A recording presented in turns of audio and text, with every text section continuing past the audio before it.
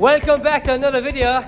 Here's what's coming up today. So you have a good team down, going down to the farm now, don't you? We've nearly more people than calves out So how this bad? And Caroline, you invented this. A lot of people would have saw this. Was it on the firm factor? Yeah. Well, I don't trust anyone that doesn't have a love for animals. Yeah. Because if they can't be kind to animals, there's something badly wrong with them. So you put a bolus into the cow? Yeah, snack stick bolus. It does for temperature, rumination and activity. It will tell me when the cows are calving, if they're lying down too much, if they're not drinking water enough. What have you done, boys? The hell with you, Joe. I will not send something. So welcome back to this week's video. This is going to be a right good one now. We're here with Caroline O'Neill in Ahiol in West Cork. Caroline's a dairy farmer. Her herd of cows are here behind us. And she's well known throughout West Cork now in Ireland for her breeding and her invention to make farming smarter. And we'll get into that all later on in the video. But Caroline, can you introduce yourself and tell us who Caroline O'Neill is? Yeah, so my name is Caroline O'Neill. I'm farming here in Ahiol with my 5 children. Caitlin, Daniel, Leanne, Connor and Louise. We're steeped in a passion for farming, and GA would be another big thing. Yeah, similar to ourselves, Yeah, but the big thing here is the cows have to work around our lifestyle. Yes, we'll give them their time when they need it, but after that, life comes first. I know. Make every match and every training if you can, and a couple of points in a couple of nights in a week if you can. We'll be going for a few points tonight, we'll that's have to for go sure. for Peddlers tonight. Peddlers, which is only down the road. Yeah. Look, my in-laws are across the hill there. A couple of videos back, people who would have seen it saw. There's obviously great land up around this part of West Cork, and there's no sheep up here. There's not many sucklers either. Tis the black and white animal.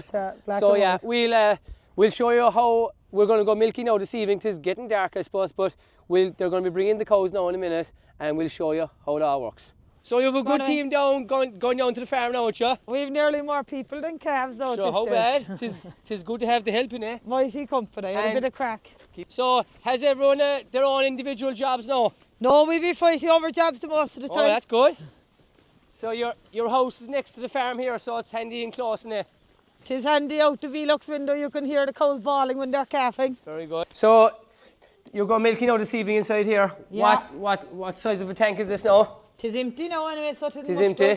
So 8,200 litres.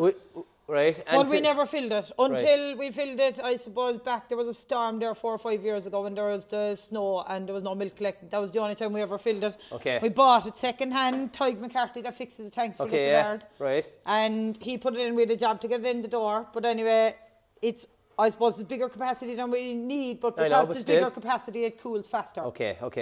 That's a good thing. So it's empty now, so it's time to start making money. We'll start filling it. So inside here is the parlor. How many cows can fit either side? So 16 unit.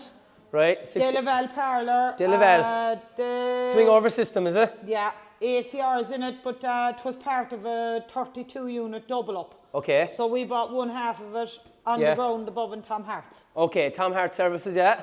And he's all Delaval, isn't he? He is, but he's very good. It was a neighbour of ours that fitted it for us. The stall work was new when we bought it. Okay. The mangers were new. Yeah. The Dairy Master feeders were bought new 2 years after coming here. Okay. Because we got a grant for them, and the old feeders were refurbished because they weren't pocket enough to put it on. Right.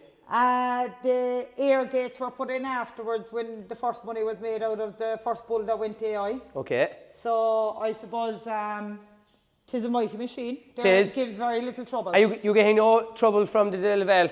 No, like the only thing that might go there is a card in the front of the ACR box. Something small. But you know how to change them yourselves. Like the only reason they're very good to service them. Right. When they service them, you pay dear for that day, but it's a lot easier to pay dear for the day that they're servicing and get it done right. Exactly, yeah. And you don't see them then unless there's something around the milk pump or something like that. Perfect. Tis empty now. You're going to start bringing the cows now this evening, and we're going to fill it up and we'll show everyone how it all works. Cows are coming in, ready to come in here to get milked. So we'll stand in out the way here. Mind your head now. So you're a bit taller than me. Tisn't their first time coming in here? No, boy, they were outside today. I suppose right. The weather was very good today. Yeah, ground conditions are poor. Yeah. They were outside until an hour ago. But I suppose when you delayed coming by, we brought them in so that they wouldn't be standing there to get. I'm after delaying the whole thing now. It'll be dark soon, then we're not done. So the way it works here, Glenn, there could be anyone helping milking, and I was growing up, I always found that you'd feel a bit less important when you didn't know which cows to put on and which cows not to. As a child, you wanted to know everything. Yeah, exactly. And the father would be like, no, you can't milk him because you don't know what cows to put on or whatever. Exactly. So the way we do it here, everything for the tank is green tape. Right. And anything for the bucket is red tape. Right. Louise, bring on the bucket there. So this one she calved yesterday. Okay. So you started calving since January? The 14th of January. How's it all going? There's 10 left now. Oh, you're over the worst of it, so? Well, you think that, yeah, but the 10 that are left. Oh, they give the most problems? They get all right. And they get lazy and they get everything. That's what Christy says. We actually got a salmonella outbreak in the cows. Okay. In the middle, we lost 2 cows. This year? Yeah, no, they were older cows. Okay. And the first one that we lost, we kind of put that down to old age. Right. And that was on the Saturday. Okay. And then on the fucking Monday evening, a cow going calving, and I was like, you know, she was scouring a lot, like, and I was like, there's some problem here, and I handled her. Yeah. And she wasn't opening, like, so rang the vet, and I said, she's not opening, and I said, she nearly went for the morning, but I kind of said, like, she wasn't right, like, but there was nothing you could do with her about calving until she was open, like. Exactly. And we came down the following morning then to go milking. Daniel went up to go feeding the weanling heifers. I'd been watching her on the camera all night, and she looked like she was comfortable enough lying down the corner, and Daniel went down, she was still warm, and she was after passing away. Just after doing? No struggle. Okay. So we went in and we vaccinated them all then on the Tuesday morning, and the vet said that because we had been vaccinating already, that 3 or 4 days should activate the vaccine. Okay. So they'll kick in quick. And they all stopped calving then that week, which was handy because it gave us time to get over it, like. Yeah. So we've had no problem since. We're happy enough other than that.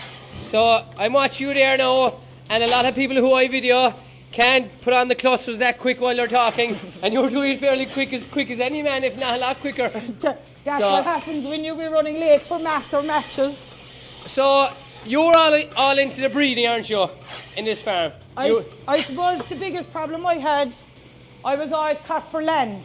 Right. And I was never going to be able to milk 100 cows anywhere that I was milking. Okay. And there was always going to be 5 children. Yeah. With the help of God, like that they'd all stay all right, like. But so the big thing was to try and make more money out of less cows. Yes. Because I suppose the lads be playing GA there for all of our plunkets. And rugby and everything you say? Louise closed the tap so it'll fill the barrel. They play rugby. This one does horse riding. This one does horse riding and Leanne, and rugby and GA. So I don't know, I can't think of much more, but you're on the road every evening. So how do you make it more sufficient so the farm?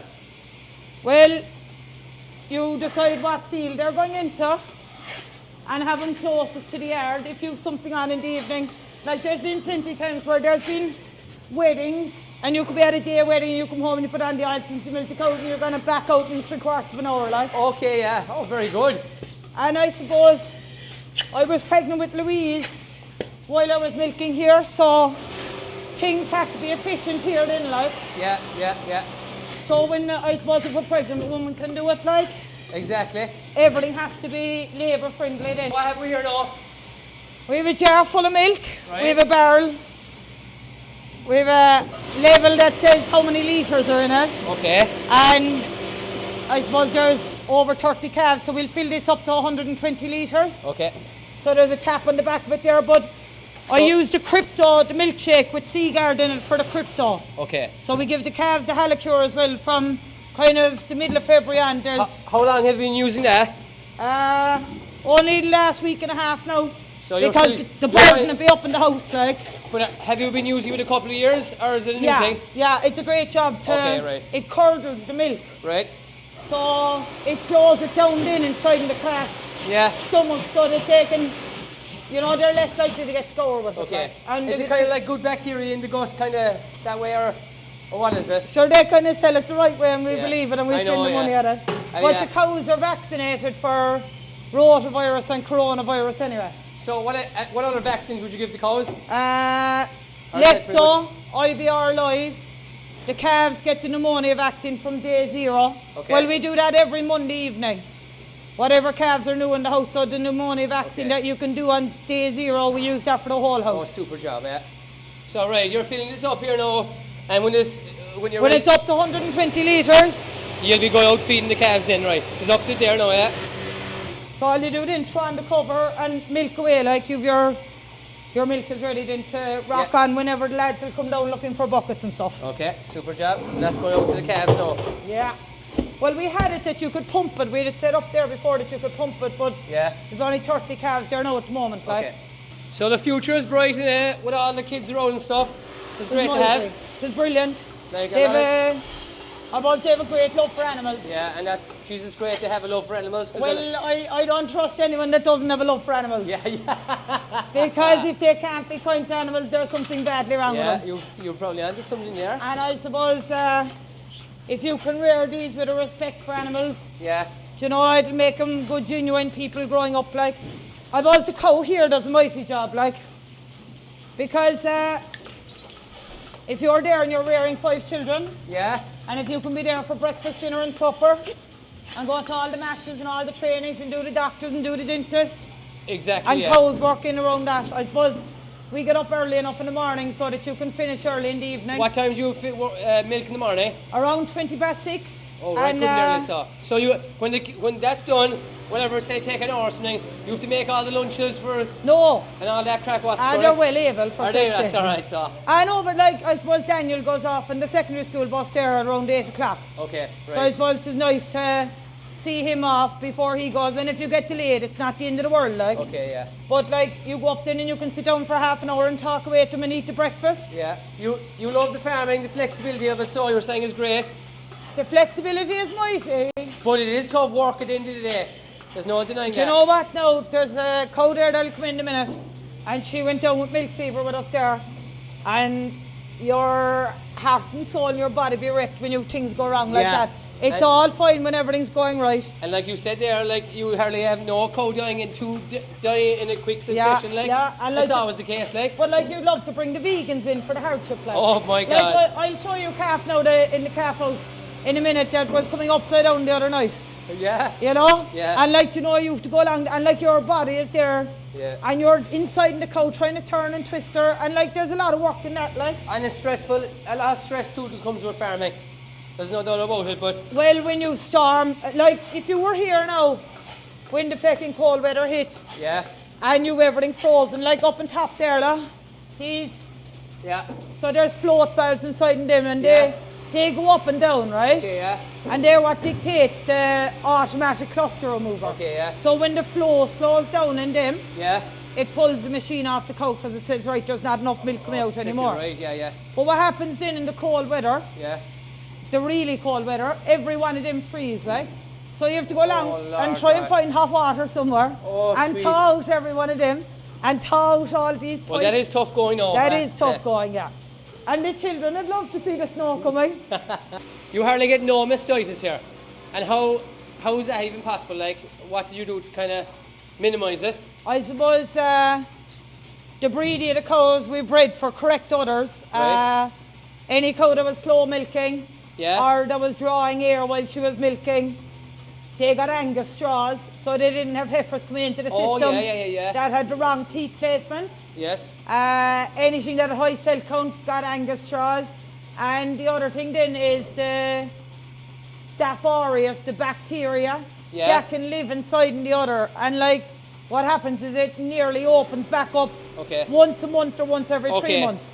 So 1 year, 6 years ago, I decided any cow that had the Staph aureus, I just cut them out of the system in April Yeah. Sent 3 of them into the factory. The father told me I was clean mad because I was more or less giving away cows for 600 or 700 euros. Yeah. And told me I was daft.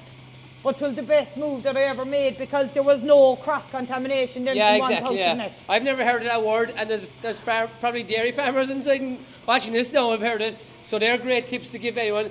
So obviously any cow that did get mastitis got the road as well, like. Not necessarily, depending on the mastitis. Right. I suppose I use very little antibiotics here. There was a good vet came into the yard here years ago. Yeah. And he introduced me to like the human form of Nurofen. Yeah. And I use about 14 to 20 bottles of that every year. Great so stuff. Like, I have the Smacks Tech boluses in the cows that reads their temperature. Yeah. So if there's a cow with a high temperature, and if I go to her udder, and like if there's any bit of swelling at all, yeah, she's starting what could be a mastitis outbreak. So she gets an injection of anti-inflammatory and pain relief. Yeah. And the following day it is gone. You're ahead of the curve, so. No, the cows, what happens was the cow's own immune system fights it. Okay. And we were at a stage there before where we were using so much antibiotics. Yeah. During the dry cow time, yeah, that the cows had no immunity. And if they got we had 1 April, there was 2 cows got E. coli mastitis. Yeah. And we nearly lost the 2 of them. Okay, yeah. Because they had no immunity, so took a different approach and let the cow's immunity fight it. And you just give them the pain relief and the anti-inflammatories. And it seems to work better. Yeah, so, geez, that's like I've never heard. I'm nearly a hat now off you there now for the past 20 minutes there now. And like I said, farmers watching this, very, very impressed. But you're running a good show here, like. But there was a big thing, you done an apprenticeship in carpentry. I did. I worked inside in the vets in Bandon for 6 years. Okay. So you were shadowing them. Okay, yeah. I wasn't doing any operation or anything, but you were listening, you were hearing on the ground what was working, what wasn't. You went into yards and you saw there was outbreaks of stuff and you said, no, I'm definitely not going to have that problem. Yeah. So there's a lot of prevention done here. So what's your protocol with feet now? Like, would you have much problems with feet? Not too much, I suppose. There's no quad bike here. Okay. And they're warned, there's no unload rush cows around here, like. Okay. And I suppose Jim Keller, our vet, he'd always say, like, if a cow can put down her front leg, her back leg will follow where the front leg went. Yeah. If you give them time enough. Okay, okay. So if the front leg goes down near a stone, like the back leg isn't going to go there, but you have to give them time enough. Okay. Do you foot better or anything? What? No, I used before, but like through breeding now again, you see, I suppose there was a lot of different things that I didn't understand about cows before, about their rump angles and different things that they placed their feet wrong, and a lot of that might have been lameness, and then sure you'd have bad passages and stuff, but there doesn't seem to be much of a problem. Yeah, so it's going good for you at the moment. So but if there was any problem now, like, you know, it is kind of that's good. Anti-inflammatory and pain relief is the big thing. Yeah, exactly. You know, this one calved there 3:30 the night before last, and Bolus told me that she had milk fever this morning, so I didn't milk her this morning. Okay, right. But she's a big milker. Okay. And I was watching her for it. Okay. So she got the bolus of calving, and then because that told me that she had low temperature, there was no way I was going to milk her this morning. Okay, like, so you're... For fear she go down, but like you can see, like she's still not fully bagged up, like, you know? Yeah. But she's always a bit of a bitch like that after.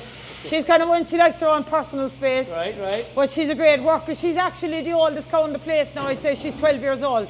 So yeah, that's my next question actually. What's the usual average? How many milk or how many lactations or whatever called would you get out of a cow?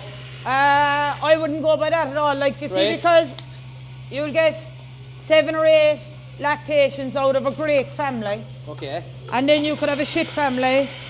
Yes. And you could get longer out of them. Yeah. But they wouldn't be any better. Okay. You know what I mean? Like, the culling around here, I was the good families. Like, there was one very good family. We had the Margot family. Yeah. She went out last year going into her 11th lactation. Okay. And I was mad to get daughters off of her. Yeah. But there could be some older cows that could last fine in the system, but they mightn't have what I'd want, and they could be there with Angus's, and they're not much good to me because they're not bringing on the breeding potential. Yeah. Okay, I understand you fully. But they don't really go out because of age here, like, or because of lameness. That's selective breeding. Okay. You know, that's selective culling. It's not because there'd be health problems, really. So Daniel, what are you going to do here now next? I'm going to move in the bad silage from the milking cows down to the dry cows. Right, so we'll just video there now, you watching it, or doing it, we'll video there now doing it. So do you do a lot of work with this bobcat? Yeah, she's handy out. We'll see him in action now. Yeah, the bobcat's fierce good for moving the silage and push it into its fierce handy. Very good. So he's a good operator. He moves up here. These are great tidy little York and they're small as well, like. So that's a New Holland is an LS1 segregating.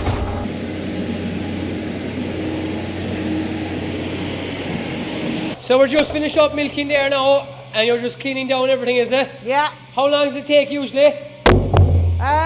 This time of the year, all the jobs included, with help you'd be an hour and a half. Maybe 2 hours, but like during the summer there, if we were under pressure, if we were going from one match to the next. Yeah. And if you sent the youngsters out for the cows and got them to lock out and someone else to wash up, Okay, yeah. you're going to have a turnaround in 45 minutes. Okay. Jeez, flying out. Get so. Yeah, but you'd be going at your own pace in the I know, morning. You'd I know, enjoy yeah. it, like a bit of peace and quiet down here. Yeah. Brilliant, brilliant. So it is just a case you have to do a lot of tidy up now this time of the year, like, but the cleaner you have things, the better off it is for everybody. There are all small drains going all along there, so anything, Yeah. we wash it all in there and should all go into the slats there. And they've spread all it out in drains the there field and straight into the slag tank here. Yeah, So it's easy to keep clean. yeah. So, milking parlour here, calf shed right next to it, couldn't be closer. And then the cows are inside in the cubicles right next door here, so everything is right down close to each other, so brilliant. Feeder there. Inside here now with the calves now, and Caroline, you invented this, a lot of people would have saw this. Was it on the Firm Factor? Factor, yeah. What was that, for people who don't know? I was just a competition with on TG4 TG Car, about yeah. different farming skills. Right. And you had to come up with one of the competitions was to come up with an off-farm enterprise to make money. Yeah. And I suppose my uncle Johnny does a lot of engineering. He does the O'Neill feeders and the hoofnacks and stuff. So Yeah. I kind of wanted to do something along those lines. And the mother was always complaining about when you'd have to put the calf in between the legs to feed him and everything. So it started with that. Yeah. And when we started this first, it was actually inside out. It was the opposite way around. Okay. And it was going to be for training calves to drink. Right.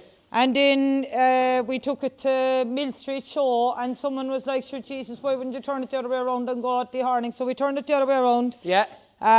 It's used for dehorning now. It can attach onto any gate. Any gate, yeah. So basically, they're adjustable. this is a clamp that opens up to the size of the bar. Yeah. And then these run up and down then as Oh, to yeah, the yeah, distance yeah. between the bars. Yeah. And then you can pull this here and to drop the jaw plate if the calf goes down. There's a ratchet system here, and it's fine. I suppose there's fine teeth in it that it'll Yeah. go to minimal spacing so that you can hold the calf's neck, and then you have a bar here then Lock it to lock them in. So we'll put in a calf there, we'll just show people. So that was a serious invention to come up with at the time, wasn't it? I suppose it was, but it is like anything.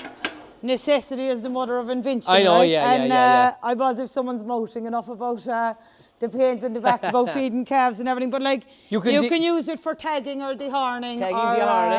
Or anything. Or there's another thing to do, can be used for fostering ewes. You could take off the jaw plate and drop it down to the floor and stall up your ewe, and then she'll take the foster lambs and stuff like that. And like you said, you can move it anywhere, it is light. It is, yeah. That's a great job, actually. Well, we had mighty crack with it because we actually done an awful lot of machinery shows and stuff with it, and you got to know a lot of people out of it. I suppose, Johnny, they still have the working of it below in the factory. I don't do too much with it now, but... yeah. So we'll bring that home. So for the lamb, and the lamb is coming up, so we'll bring this home now. We might get a more painted up version for you. Christ mighty job. Calf shed now. So what's inside here now? So this is what we call the neonatal unit. Right. There's 2 red lamps. They're going to be anything up to 3 or 4 calves, whatever is born inside her. We take the calf from the cow. Okay, yeah. When the cow is born, I find it's less stressful for the cow. They're never sucking, so? No. Right, okay. Because you know exactly how much bee stings they have. Okay. We actually have a family of cows here that attack their own calves. And you know Oh, yeah. that if that cow is going to calf, you need to be there to take that calf because the mother, the daughter, the sister, they've all done it. Oh, right. The Erica family, whatever it is in it. But this one was born Jesus. yesterday morning Yeah. and wouldn't drink. So we had to stomach tube him Tube it, in. Last night he got 2 litres and McCoy came down today and there was a big celebration because the calf was after drinking 3 litres. Oh, right, So he great. was slow to get going. But And yeah, they'll go from that then, so you tag him here. Right. And when you turn off the red lamps then, put on the calf jacket. Check it. And they'll either go in here or in here, like these are the youngest ones, shall we say. right. Sure, there's a mix of Herefords and Friesians, and then there's a couple of Anguses there. Right. There's, I don't know where's the big Angus. Oh, this fella. This is the fella that I was telling you the other night that was coming upside down. Oh, yeah. Like he's only 2 days old. Like he's a right baiter of a thing Jeez, altogether. he's a big calf. But it was a job to bring him, but it was kind of more of a patience. And I suppose that's where it was a big advantage to have done so much time with the vets. Yeah. You know? So these bull calves now, do you do calf to beef or what's the story? I suppose I don't do as much sex semen as a lot of the dairy farmers in the country. Right. Because we've sold calves to the AI station, to Eurogene in the last 4 or 5 years. So we'll get into that. So you breed your own top quality bulls here and you sell. Well, I don't sell the bulls. I'll sell a bull calf. There was 2 bull calves went out of here today. Right. One for 6,000, the other fella for 500. They're both on the Eurogene. How much? Like what age? Sorry. They were a month old. A month old. Yeah. Jesus. Yeah. But that's like Yeah, I suppose that's at the start exceptional, was like, luck. But like it all kind of started 20 years ago, I suppose. We had one great cow at home in Clahan. Yeah. Not 15, right? Yeah. And she had a bull calf, and there was a letter out of nowhere, came from an AI station. They wanted to test the bull calf, the genetics, the hair sample of the bull calf. Right. And that had never happened in Clahan before. Right. So I said, right, this cow obviously is something that they like. Yeah. So I started following the lines that they were looking for. Yeah. And eventually you kind of educated yourself a bit more about what they were looking for and what you wanted yourself. Yeah. So when the first bull calf was sold to AI, Yeah. time of COVID, the money that I got from him, I was told that I'd have gotten double the money for the bull calf if he'd have been pedigreed. Oh, yeah. So I went away and pedigreed the herd. Right. And then as part of pedigreeing the herd, they were classified in every year. How long did it take to pedigree the herd? No time at all. All right. They'll give them names. Oh, I thought it would take years. No, but like you didn't have a full pedigree. Yeah, So I've yeah, only yeah. so many full pedigree lines. Right. I didn't even have a clue what I had. Yeah. I didn't know whether I had full pedigree or ASR or BSR. I didn't Right. even know what ASR or BSR or SRM knew. I didn't even know what they meant like. Yeah. But when they came out to classify the cow then, Yeah. it was a fella coming out basically critically judging your cow to say, right, she's very good, she's poor, Okay. she's excellent, she's whatever. And then from that then you learnt what were the ones that had the good things, so you started selective genes, yeah. breeding. You had your genes and you had your confirmation, because Okay. one has to go with the other really, like Yeah. to produce something that's going to be what they want. Is it different AI companies that buy them off you, or is it the same AI company? I've dealt with Eurogene over the years. Right. I okay, found yeah. them good, and they And come out, where are they based? Tipperary, but they Right. come out in and they photograph the mother. Right. So there's a big day in a washing right. before. There's about 4 men come out and she's washed from top to toe. Yeah. And then there's a photographer lying down the field and taking pictures of She her. getting trimmed and everything with Yeah, she'll be the going for clippers and page everything. 3, like, you know. Oh, very good. She's a mighty So job. they get you a bull, and then they get all the semen. That's where the AI comes from. Yeah. And they go to And they farmers buy, then. but like the AI companies are in competition with each other, depending how much they want, Okay. that cow or that calf. So the way that we would worked in with Eurogene is Okay. the straws that'll be sold off of that bull, we'll get 50 cents for every straw then. So that's Okay, a right. royalty bonus or And like, afterwards. out of interest, like, would it be a lot of straws go from one of them? Like, I suppose you could be lucky. No, I know a neighbour of mine before, and he might have made 12,000 out of it. Like, but like the thing is, I Right, suppose right, last right. year now I got 1,500 euros okay, for yeah, royalties. Yeah. How Out of bad? semen, but the thing is that's the same as having an extra cow. Yeah, So if exactly, you yeah. can do it that way, Yeah. like, you know. And are you going to have more of these AI kind of AI bulls? Or Well, what am you'd I- be hoping. Yeah. Like, I suppose we've one family that's exceptional, like, and Right. that was the bull that they bought off of this year. So, like, next year there'll be 8 of that family going Okay. for breeding. Right. So the AI companies might pick straws that they want you to use. So, okay, yeah. So like, when they're born then, like, these are the tags here. So we're part of the genotyping program. And Right. they're your tags. So the blue one's for BVD and the red one's for the genotype. Okay. So you see there's a bit of fluid inside it. So inside in these, then you're putting on the tag onto the calf. Yeah. Inside in that, the tissue sample goes in there. So Okay, one goes off for BVD, one goes off for the genotype.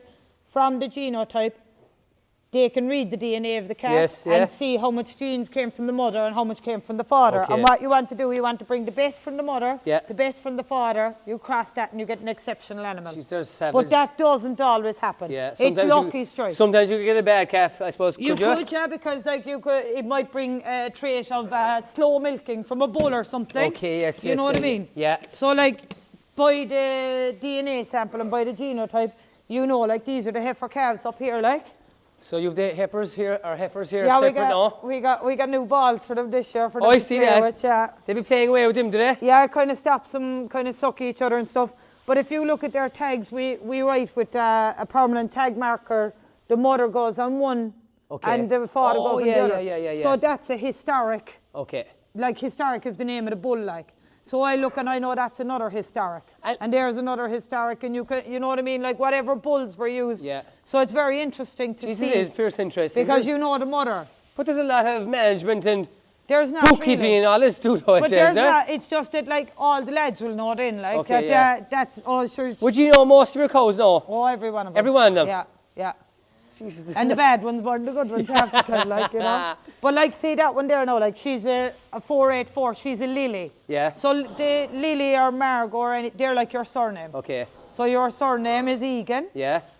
And like you'd be from the Egan family, but Yeah. you're not all the same Egans. No, like you're no. Glenn and you have a brother and you have Yeah. a father, so it's the same thing here. Okay, yeah. You'll have a Lily family, Yeah. you'll have a Margot family, you'll have a Jingle family, but they were all, when they Yeah. pedigreed them, they gave them all a certain family. So, do you keep all your, well, obviously you don't keep all your heifer replacements. Where do you sell them, or what's the story with them?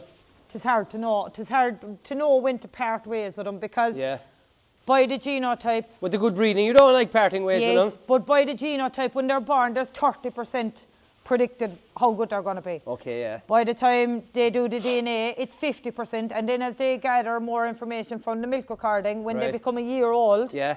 it's gone up to 65%. So I know Okay. better now what Okay. way they are, so Yeah, I can yeah. choose from them now. But Okay, it yeah. depends. The heifer calves go over. My brother does contract rearing for me, my brother and the Right, father. okay, yeah. So they take them from me when they're trained to the wire. And So, going back to your family farm, where you came from, where did you come from? Clahan, Balnadee. Benedy, Yeah. over near Coursey Rovers, the Coursey club, Rovers isn't it? country, yeah. A good hurling club. Yeah. So, is it a dairy farm you came from? Tis, yeah, I suppose there was 60 cows there when I was growing up. Yeah. And there was a farm next door that was that the father bought, and Yeah. he rented milk quota blown for my. What year was this now?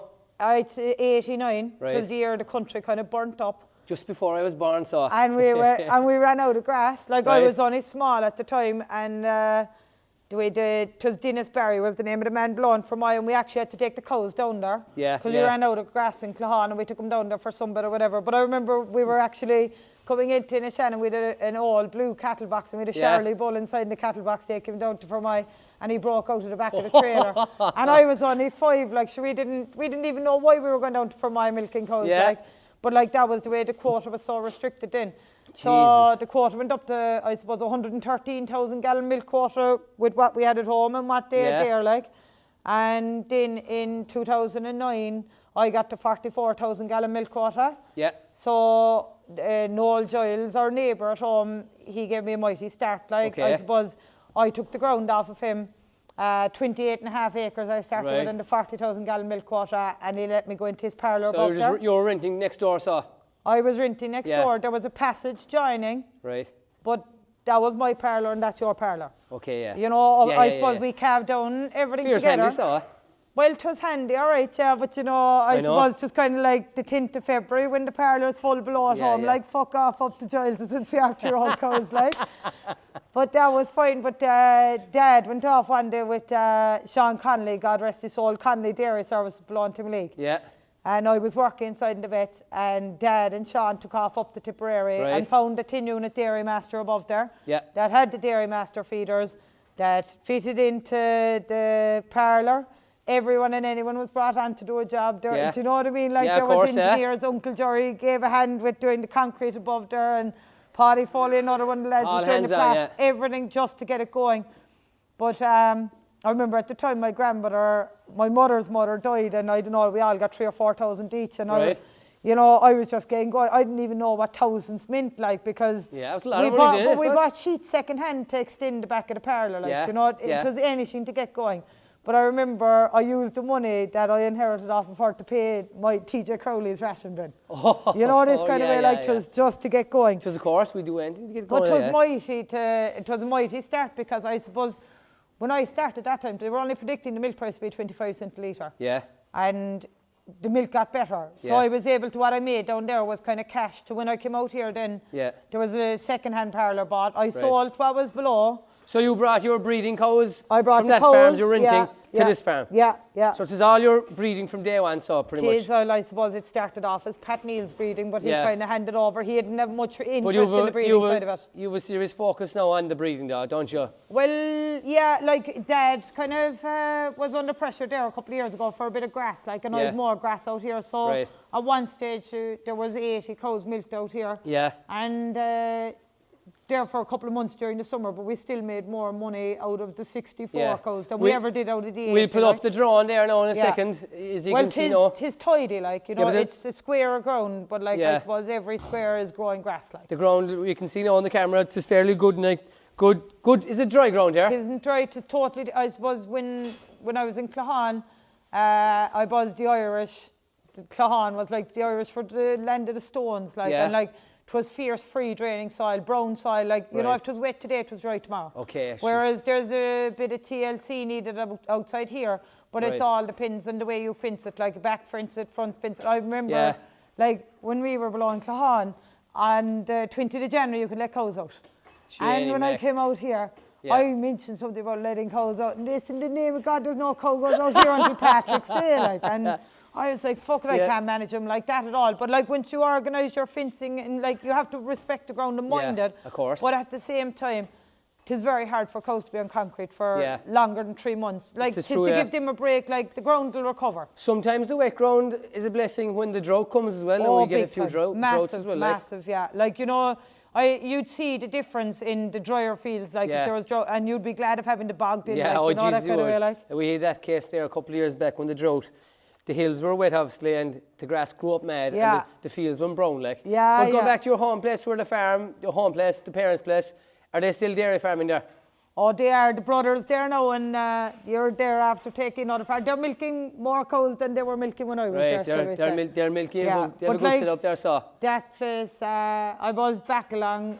My grandmother used to always be telling me, like, the history of it, like, it was Bird, Tape, O'Neill. Okay, yeah. So Birds were the first surnames that were there, and then there was Tape, and then it was Yeah. O'Neill bought it. So it was my Okay. grandfather bought it, and he was never mad for cows, but he came from a place, Dundero, and the townland was Cloheen. Right. And Cloheen happened to be full of rabbits. Oh, yes, And you were on about this to me, yeah. So basically, the grandfather done a lot of snaring of the rabbits that time. It was the time of World War II. Right. And I suppose over in England, they sent all the men off, and they reckoned the women couldn't do the same amount of farming, and they didn't have the amount of produce that they needed to keep the country going. Keep going, yeah. So there was a big demand for rabbits, so Cloheen was full of rabbits.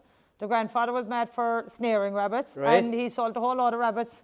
Made a fortune. Made a clean fortune, and came over and bought the 60-odd acres then over in Clahan. But when he bought that, it was all furs and everything. So like. he bought the ground Out because of the rabbits. Out of rabbits, yeah. Holy God. Simple as Well, that. they wouldn't hear. That's the first I've heard Yeah, of that. yeah, We've a yeah. lot of rabbits. We've a couple of 100 rabbits below now. The foxes are trying to get them, but I doubt we'll buy a plot of land off it, I'd say. Yeah, I know, but that was, I suppose, just pure luck. But I think the first winter that he went there, then they were snowed in, there was no out. Yeah. But I suppose he came there from Dundero and didn't know many Yeah. people there at all. It was big, in a big long lane. We used to walk the lane out, in and out to school. Yeah. But I suppose if you go 4 or 5 fields away, that's Yeah. where my grandmother came out of. Right. So Tullyland was the Fierce name close, of that place, yeah. Yeah. But there was a family of 12 there, and the parents died very young. Okay. So the eldest reared the youngest kind of thing.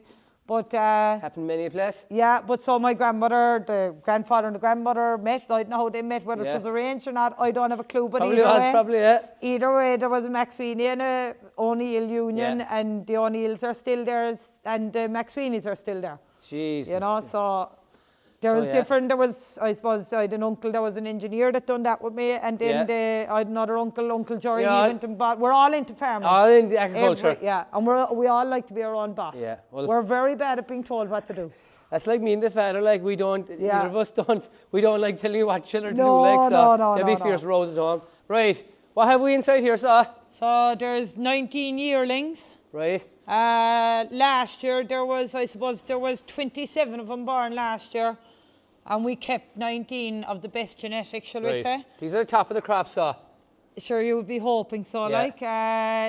I should sell. Yeah. I should only keep 10. Oh, right. Really, like, I should, like, but I don't know, it is hard to know. But would you make more money if you sold them, like, if you kept on to them, obviously soon now, say, if you sold them as They're calves... making great money now. Okay, if you sold them as calves, like, I generally ask for about €500 for the Frisian heifer calf. And say, what would, for example, now? 2 years ago, I sold, the last lot that I sold, shall we say, sold to Galway for 1,050 at that age. Okay, right.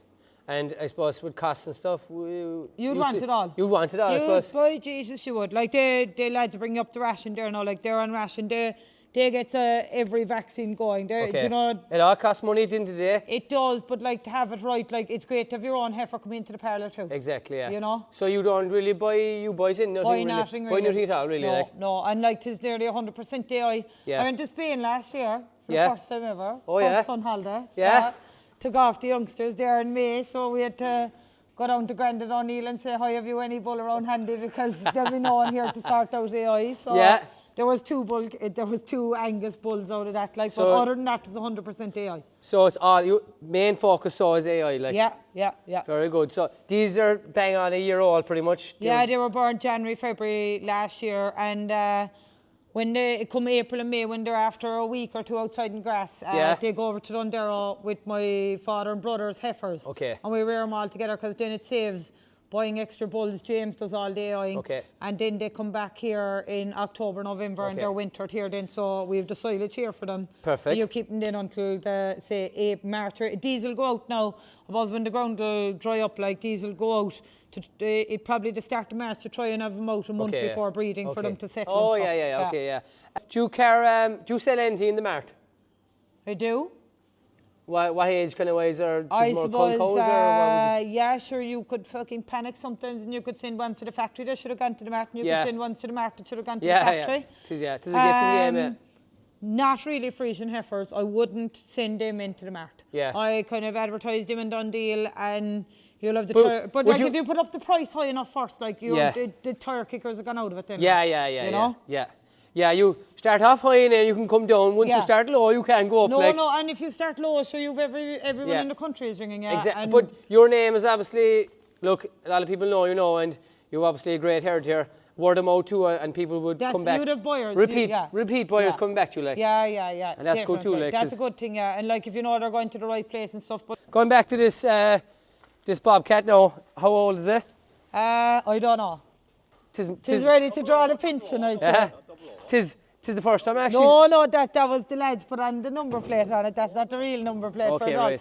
But basically, the story behind that was you get sick of wheelbarrows and everything else, and you're dependent on someone to be around to be pushing in the silage and stuff. And when you're kind of a person that wants your own independence, I hired one out there. This is the third winter now. When I hired one out 3 winters ago, and it cost me nearly $4,500 just to hire it, kind of like. Right.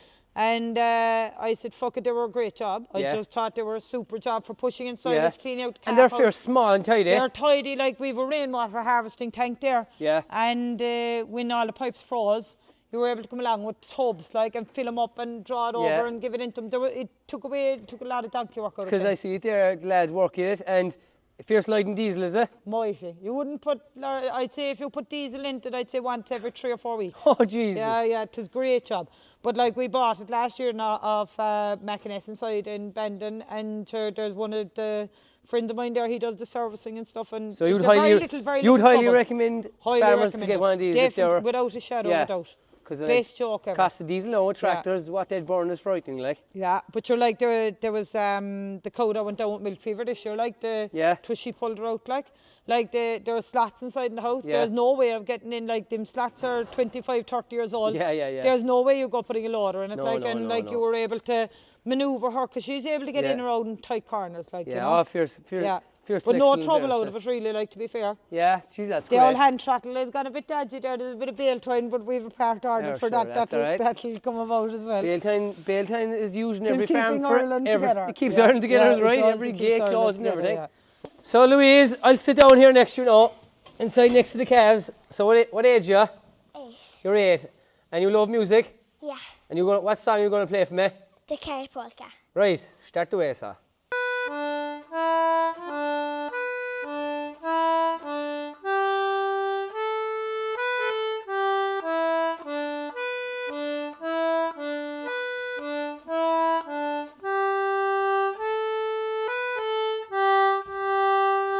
Hey! Woohoo! That's the stuff. So when the biggest problem we had when we came out here was the crush. The cows didn't like stalling up in the crush. Right. And out of the money that we made from the bull from AI as well, Yeah. we put in the head stalls. Okay. So it makes it absolutely unbelievably easy. Okay. So it was all done of an engineering done them, and we've the up and over gates as well. So Oh, we yeah. just change the handle. And for these are the cows that are left to calf now, and we'll be giving them a bit of ration. Connor throwing the ration there now. So if I want to stall any of these before calving, Yes. to give them a milk fever bolus or a Keaton bolus, Yeah. or if I want to inject them, tag them, anything. Anything. It is absolutely super. I could go around there and bring in the rest of them. The minute you throw the ration in front of them, they'll stall up.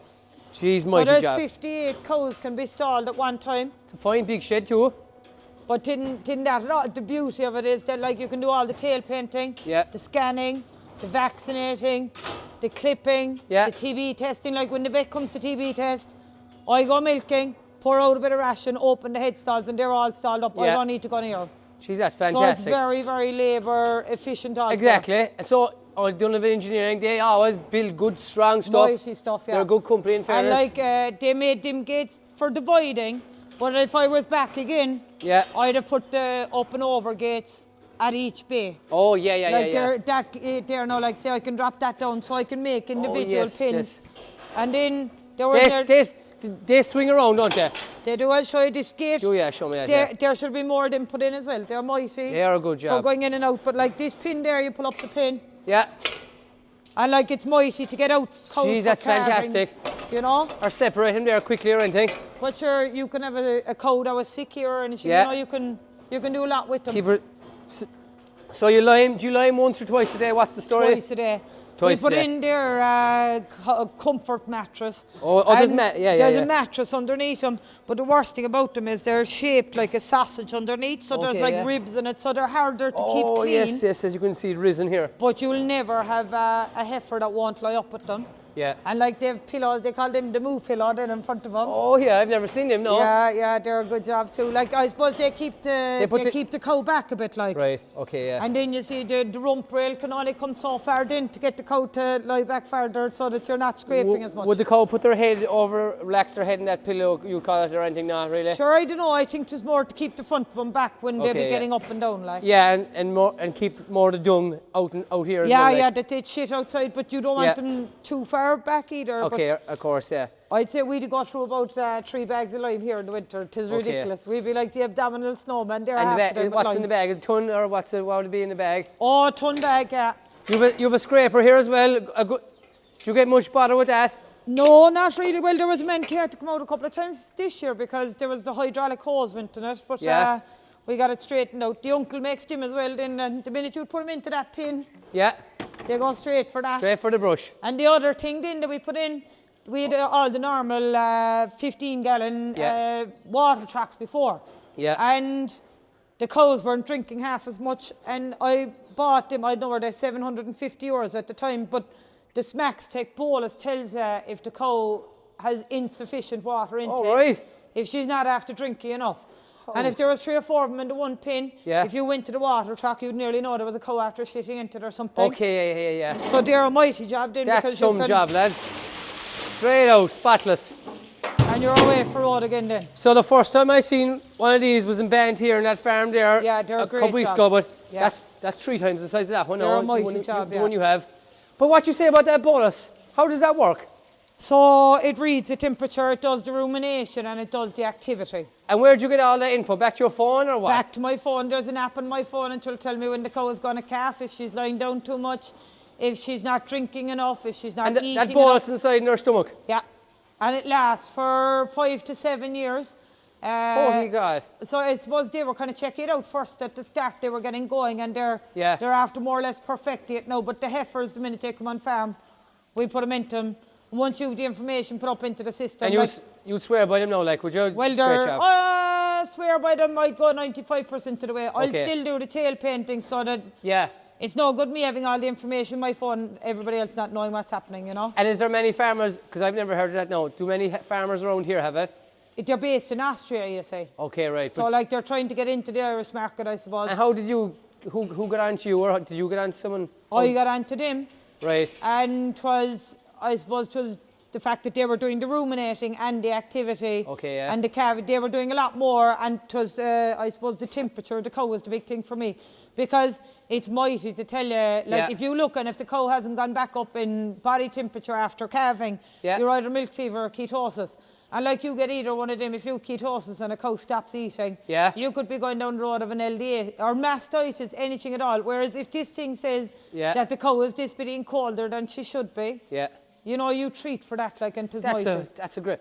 Geez, I'm after, this is like going back to school again, but this is outstanding farm, lads. So we're inside in the shed now, tis dark outside, and we're nearly done for the video now. We've been here now all evening, and this is your way in, this is the way in that we come out for the calving. Right. So out this small door was put in. Okay. And then tis, you lift down this barrier here.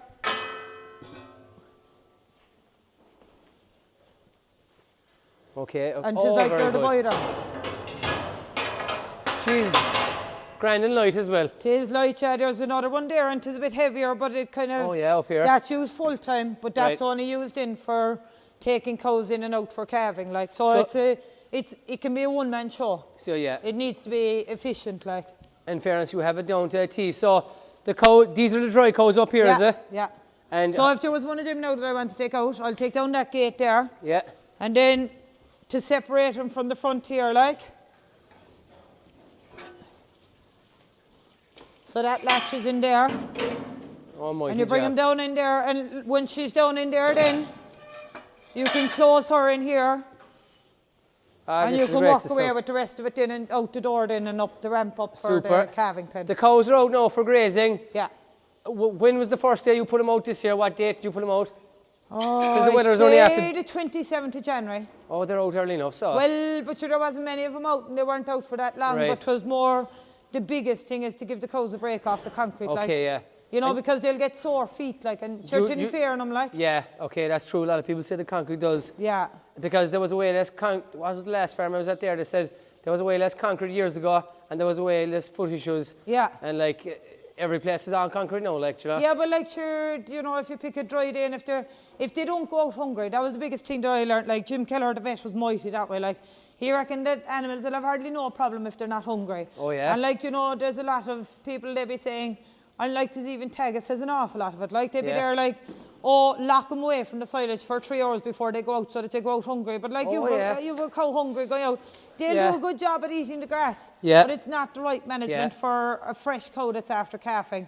And I don't think half of the industry, because it is male orientated, they don't understand what it is like for someone after. Sure, for someone like you're a person, after having a child, you have to treat a cow with the same respect. Like, so I suppose here they get their tea and toast, they get minded, they don't go out until about 48 hours after calving. Okay. And when they'll go out, then it's not going to be in a stressed environment that they're going to be hungry going out. That is just to manage the grass. Like. That's like the farm in Band here I was at a few weeks ago.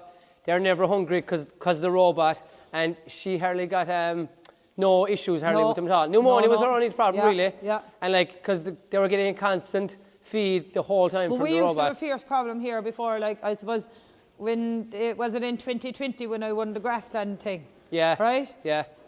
And that was, you won an award for managing grass. Okay, so you But won. by- I didn't know that. No, so Yeah, tell but us, that's- tell us about that now. How did you win that? I don't know, you just wrote, there was the Tagus advisor sent my name in for it, and they It's came grassland out. management. How you Yeah, worked around the but I grass? suppose I was kind of into it then, because it was another thing that I wanted to learn about. Yeah. But like, I actually think going back now, like, I was actually doing a wrong job on the cow. Yeah. Because I was managing the grass, but because I was managing the grass, I was kind of, you know, being Yeah. a bit harder on the cow. Harder, yeah. So I've kind of pulled away from it, like, but when I was managing the grass more, I was dosing a lot more for lungworm. All right. And when I kind of pulled back a bit from going so tight with the grazing, I Yeah. haven't had to do it. And it was, you know, it was Yeah, an yeah. education in itself. Yeah, like. you learned that way, yeah. Yeah, like, I suppose you would to kind of try and marry the two together now. Yeah. So we're back in here in the morning now. What breed of Frisians are they? Just what's the breed? I was black and white Frisians. Right. We I can see suppose that. they started being British Frisian back in the 80s and early 90s. Right. And they were probably doing 1,000 gallons of cow. Yeah. And then when there was more quota acquired, probably more Holstein put on them. Yeah. And then I suppose John McNamara from Tagus had the brainwave that the crossbreds were going to sort out all the solids. Yeah. And we used 30 sex semen straws, probably in 2006, 2007, something like that. Yeah. So there's a few of them left there. I was eventually breeding the black and whites caught up to what the jerseys were doing solid wise. I still wouldn't find any fault with the jerseys because one of there was a jersey cow. Like we sold the bull calf to Eugene with 1/8 jersey in him, and he made 6,000 or 7,000. Like Jesus. There's nothing wrong with the genetics. The couple of jersey lines that lasted were very good. Like some of them, I suppose it's like anything. What we're left with now, we have a pedigree. I suppose it's pedigreed, but like there's probably 60% of the herd is full pedigree. Right. Okay. Then you have your SRMs, which I didn't even know what needed this supplementary register. Yeah. And then there's a couple of outcrosses, as in Jersey crosses back along, but Okay. Is there many farms around here would be full jerseys around here? Not really. I'd say one or two that Banya or the crowd with the whole milk there that they're selling below the rugby club and clan. Some people would be dead against jerseys, would they? They wouldn't.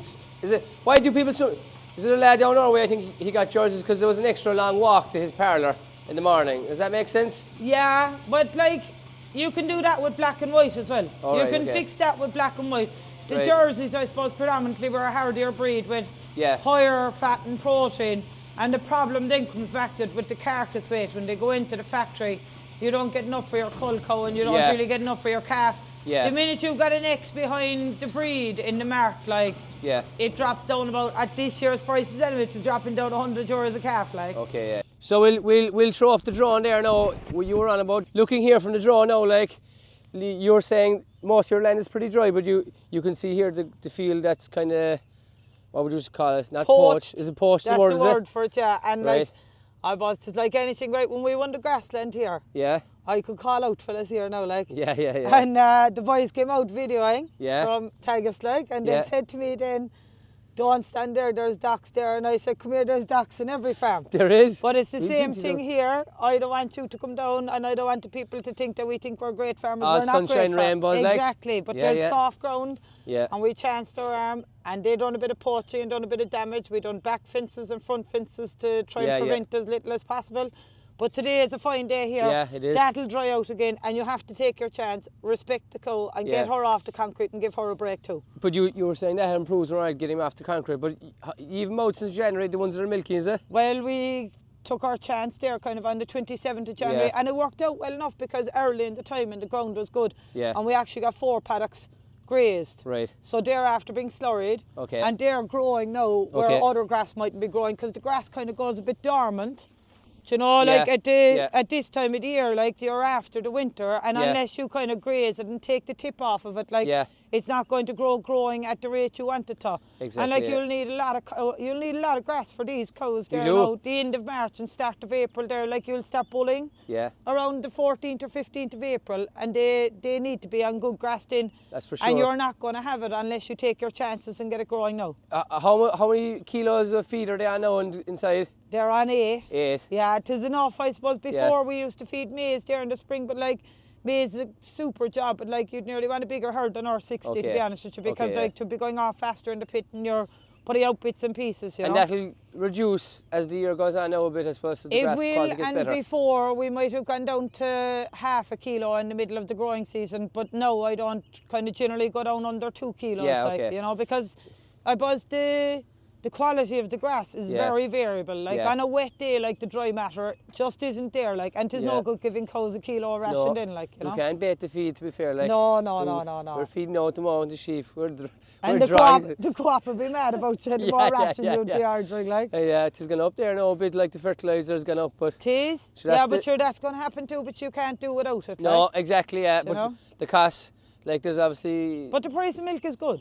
It is good, yeah. You but know? I suppose And even you'd whether- want it because the costs have gone up the last couple of years as well too, I suppose. It is, but like you can't scrape on ration with cows, No. like Oh, like geez, you can't. like you'll have no cow there afterwards, No. otherwise, like, you know. It's like when you're finishing the lamb there, like if you're skimpy in a bit, it's backwards, they'll Yeah, go, like. exactly, and like the pocket till tell in the pocket until tell in the tank Yeah. and everything, like. Oh, feed on, as That's my it, father says. that's it, yeah, definitely. So the cows are going out for the grass now for the day, and you're just putting the evolved roadways along here, is it?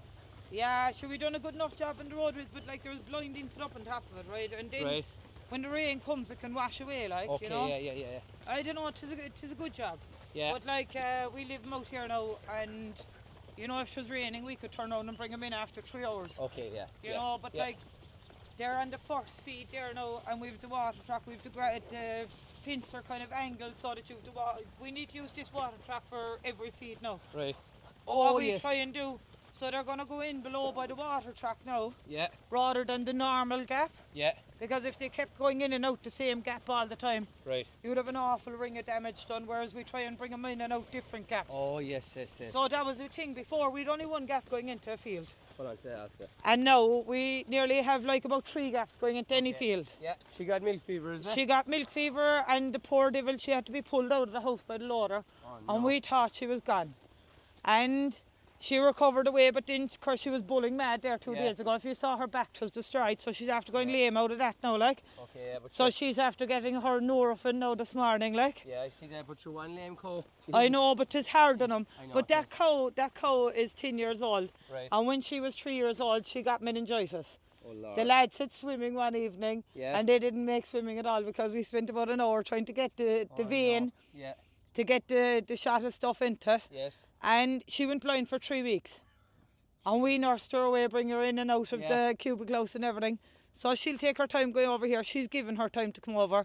But like she'll be away better now this evening. But 'twas the bullying. Go in there with the photos now while she's talking there. 'Twas her bullying yesterday evening, or the evening before, that actually done the damage to that cow. Will she get cold now this year, like? No. No, you keep on to her. Oh, sure, she'll be flying it there now in a couple of days, like. The foot will get right and Yeah. again. Yeah, she's a mighty milker altogether. Right. But the other thing is she's a bit of a pet. Right. She doesn't like, she'll only go up the right hand side of the parlour, she won't go up the left hand right. side. And like we don't force her to do anything that she doesn't want to do either. 6:30 in the morning, about 4 o'clock in the evening, we've mass this evening above in Ahiol, and there's a few of them doing the gifts and the altar and everything else. So So you have the water truck there, so 4 fields. How many So is you this? see, them 2 handles now will join in the middle there, and they'll go way down the passage again. Yeah. But the big thing here is that's the back wire there now, right? Yeah. So tomorrow that back wire will come up to this, Yes. so they won't walk over this lot that they've been okay. into already. Yeah. And the same down the end of the paddock, then there's a gap that they can go in down there. So we'll probably get 4 feeds out of this field, but the big thing this time of the year is to have a fence in front and a fence behind, so that you'll be doing as little damage as possible, like. Yeah. It's all about minimising that. Yeah. Super. And you nearly know when they come into the parlour in the evening how much shit is on their legs, how much damage they've done. Yeah. What about badges and stuff around here? Any badges? No, we're fierce lucky. There could be TB all around us at different times, like, but it's never affected us here. Yeah, you've Carn Hill over there now. up in the top, like Harren Hill. From there you can see the old hedge, you can see Kerry, you've Carrickfada. Yeah. Over here to the left of the windmills, there's a beautiful walk up there. Yeah. You've Lawyer soccer pitch below here. That's right in front of us here. Yeah, you've the main clan in a skiing road there, like, and you can't see it at all, but up over that hill is Oliver Plunkett's J Club, and they kind of spend 7 nights of the week there during the summer. There. So we're just coming in there to just go out in the field. So what have we down here now? This is the famous tunnel. We're crossing, it's like crossing the border. I was... Just crossing the biggest road in Ireland, is it? It is, yeah, but before I came out here, they were milking cows. Before that, they kind of got out of them because they were sick of them, but the big problem was the road, that they'd have to hold up the cows or whatever, like. Right. So that was part of it when I came out here, that the tunnel had to be put in. So the yard is just directly on that side. They come out here and they turn up. We had a pump here. Right. That'd suck up the water out of it. Right. And the pipe was going into the slurry tank above, but the pump was getting blocked and stuff. Yeah. So what we've put in now is a slurry pipe, so the slurry tank can pull up alongside of it and suck the tank, and we've the wash down hoses come down then to be able to wash it down. Because that's a great job. You're going on to concrete, so like they'll bring in a bit of shit like in the stones and stuff like that. Yeah. Like, so you try and keep it as clean as possible. But it's a mighty job. It is. You know? Cost a few pounds, it wasn't cheap. No, but I'd say they're a lot more expensive now. As soon as they're milk, when they come out, they just go straight out to the field. Well, they can go either side. So they're above the road or below the road, like. Yeah. But like here, this is the other thing then that we do here. You see, you have a gate here, close the door, come here up, lads. So when the cows are being AI'd, we might have to draft either side, so we've that gate put up there so that it'll make a pin on this side here. Oh yeah, okay. Right? And we can make another pin on that side. You pull it, do that again there. So you can pull that, that's on a little pulley system. Yeah, so you can draft either way, so when the cows are going out, the door is closed halfway, so it'll walk them out single file, and if I want them to go to the right, and if the cows are going down the tunnel, I can draft one to the right. Your fields obviously below the road, and the ones behind the house. And if they're going up then, and if I want to draft one, I can draft her down the tunnel and let the rest of them off. And so you just put a latch on it there. And there's no waiting, like some farms, once they leave milking here, they're straight out to the grass. They'd have to be, because otherwise they're just going to shit all over the yard, and there's another job to do. Waiting around. So you're kind of minimising the and jobs. You have a little crush here as well. Well, this was the original crush, but I suppose it is nearly like a prison with all the gates. And the cows would never want to come up the crush with an awful job to load them, like. So this is only kind of used if we need to use the head scooper, if there's an extra row, or for the weanling heifers. The most of anything that we need to do with the crush is all done inside in the headlocks now. Super job. And they're just the dry cows, like we said there as well. They're the ones that are left to calf inside now. Do you milk all year round? No. Try and take 2 or 3 weeks off. I suppose we kind of go until the 8th or 9th of December. Right. And then you'll always have 1 or 2 that'll calf early. Like this year, there was the one that threw away the twin bull calves there in December. So we ended up milking once a day for Christmas until the next one calved on the 14th of January, when you were meant to have your full time off from milking. We were milking once a day, but we'd her for the house. We had a few issues with sheep there, as I was saying. We had a few lambs that were thrown away. But what was it down to, you reckon? Oh, she twin calves, and when they were born, the first one that came out dead, I'd say the other one was after cracking the cord. Oh, fake it. So I'd say Dad lost it, and then she started calving, and the second one died because they were too young, like. Yeah. Do you know, they were too premature, yeah. But it's heartbreaking. It is heartbreaking. And like a lot of fellas hide it, and they say, oh, we've no problems, and it's all great in this big dairy industry. And like the vegans, they all think that we've no hardship. No. There's nothing worse than coming down and knowing, like. Knowing that she was going throwing away calves, like we 2 sheep that dead last week there. One was carrying triplets, the lambs died obviously, and another one was carrying twins, like. So like where you have animals, you're gonna have dead stock, there's no question. And you just kind of have to take it on the chin and drive on again. And the people who say that they don't, they're lying, like. Or even the people that just think it's all easy, like, and it all looks lovely to have heard the cows outside in the grass, but there's a lot of hardship to deal with inside the yard in the winter, like. Today's a grand day, but God, I'm sure there's a lot of tough days. You're nearly wishing you weren't a farmer some days, probably sometimes. Definitely, yeah. But sure, look, most of the days are pretty okay. So They're not too bad. You just have to. Tis a good flexible job, and like There's enough of an army here to distract you from it afterwards, you know. Tis a good way of life, the farming. It is mighty, yeah. nothing It is better mighty, yeah. Caroline, you have a bit of help from where? Australia, is it? Portland, Australia, yeah. We are fierce lucky. So lads, where in Australia are you from? Down near Portland, near Warrnambool, southwest Victoria. Right, and you both close enough to where? Are you both close to? We're an hour away from each other. So Yeah. I'm from Okay. Portland and he's from Casterton, which is more in the country. How in the name of God are you here in Ahiol? Pure luck. No, we're so lucky. It was a chance and we took it. So. What is it, Caroline? You applied for. There's a thing, workaway.com, and I'd have different people last year. I had a French couple for the spring, and the year before I had an Australian couple, but these are kind of the best yet. This fella's going playing football with Oliver Plunkett's, and McCoybe's going playing football with Keelan Mila. So very good. They're really after, and the family are mad about him. They're very good. He might start up Aussie rules here and there. But are you from farm, lads? No, but my dad works on sheep farms back home, so I've done Big sheep stations into the column. in the shearing shed, so I've done a bit of sheep. yeah. I grew up on a farm. My stepdad's a farmer, so he does Angus bulls, and him and his Very son good. and his dad. So you're travelling around the world, or kind of around just Ireland, or what? The world soon, but Ireland first. We did a bit of Europe and a bit of everything. So You're gonna save a clay fortune here, I suppose. So and you're gonna tour all the world in. They're after finding a second home here. Yeah, absolutely, yeah. But no, he obviously like working with the cows, like, obviously It's so good. a big change for you, like, but. So good. Caroline's got so much patience for us too, so we get to learn a lot. Caroline isn't known for her patience at all. But when it comes to teaching people about cows and calves, like, you know, and that's what's important, like, and, you know, they're very easy to work with. Perfect. And when they're there with the youngsters and we have a bit of crack, like, McCoy gets up in the morning, and what do you say in the morning when we all come down the stairs? Good morning! So anybody would be flying when you'd hear that every morning. So he'd say, "G'day, mate."